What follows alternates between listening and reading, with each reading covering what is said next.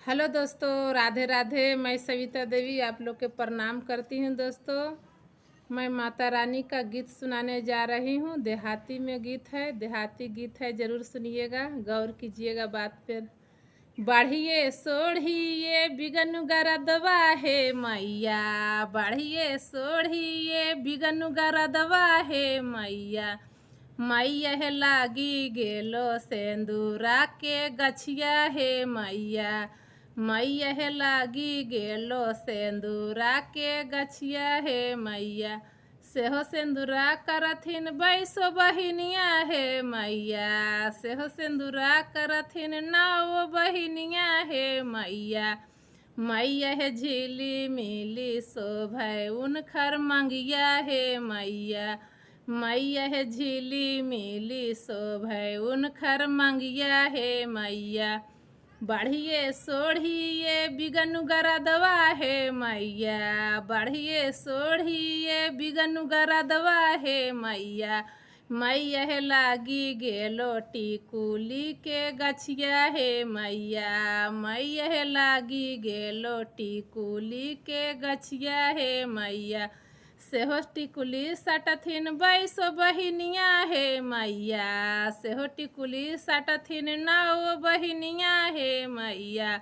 मैया है झिली मिली शोभै उनखर निंदरा है मैया, मैया है झिली मिली शोभै उनखर निंदरा है मैया।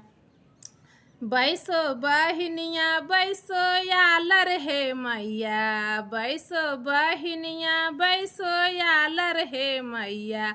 मैया है झिली मिली शोभै उनखर निंदरा है मैया, मैया है झिली मिली शोभै उनखर निंदरा है मैया। बढ़िए सोढ़िए बिगन गरदवा है मैया, बढ़िए सोढ़िए बिगन गरदवा है मैया।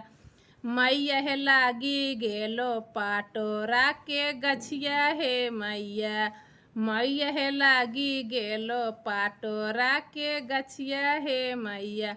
सेहो पटुरा करथिन बैसो बहिनिया है मैया, सेहो पटुरा करथिन बैसो बहिनिया है मैया। मैया झिली मिली शोभै उनखर बदनमा है मैया, मैया झिली मिली शोभै उनखर बदनमा है मैया। बैसो बहिनिया बैसो यालर है मैया, मैया झिली मिली शोभै उनखर बदनमा है मैया। बढ़िए सोढ़िए बिगन गरदवा है मैया, बढ़िए सोढ़िए बिगन गरदवा है मैया। मैया लागी गेलो लाहाठी के गछिया है मैया, मैया लागी गेलो याला ताके गछिया है मैया। सेहो लहाठी पेन्हथिन बैसो बहिनिया है मैया, सेहो लहाठी पेन्हथिन बैसो बहिनिया है मैया। मैया झिली मिली शोभै उनखर बहिया है मैया, मैया झिली मिली शोभै उनखर बहिया है मैया।